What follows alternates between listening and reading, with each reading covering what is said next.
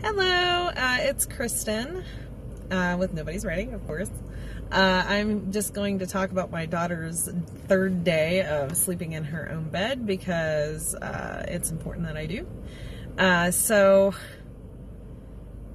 the third night was really weird. She was really tired early. Like, my daughter, she tends to stay up pretty late, and my son goes to bed at 8, which is also kind of late for a baby. But she wanted to go to bed at 8, so I put William down, and then I took Celia, and I went to lay down with her, and she kind of whined and fussed, and I did that thing that I mentioned that I shouldn't have done, which is screen time. And once she got done with the screen time, she kind of laid there and moaned a little bit, and then I said, "Do you want me to sing to you?" And she said no.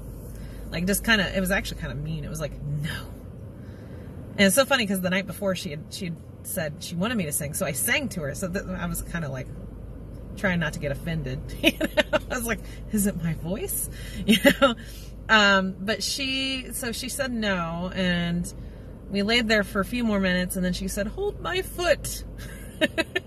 And so she like laid her foot down in my hand, and I held her foot, and she was asleep in minutes. I don't know what the deal was with the hold my foot thing, but it worked. And I looked at my phone, it was 9:16 p.m., which is way early for her. And I was like, heck yes. And I got to go and have some quiet time, alone time, which I never get. But the problem with that night was that she woke up at 1 a.m., very upset, screaming and crying, going, "Mommy." And so I got up and I went to her room, and she said, "Don't leave me." Just like that. So I was like, okay, I won't leave you. But I didn't say it, I won't leave. I said, "I will stay with you until you fall asleep," is what I said. And so she laid down and she fell asleep within 10 minutes, and I went back downstairs and went to sleep myself. And then the next morning, my mother tends to babysit for us. Sometimes we have my mother-in-law, but my mother on most days comes over, and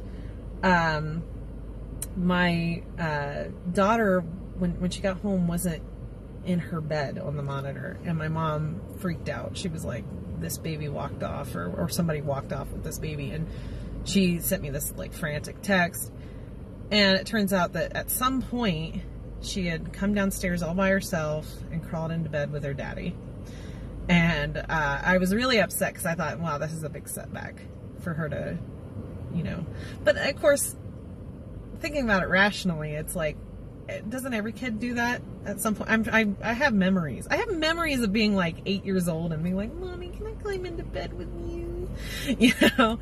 So I shouldn't envision it as a setback, I don't think. So night 3 was weird. So early bedtime, and apparently 2 random wake-ups. And the first one I was able to take care of. My husband said he didn't even hear her crying the first time, so I was very lucky that I went and took care of her.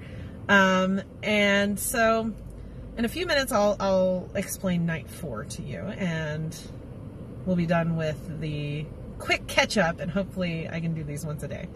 All right.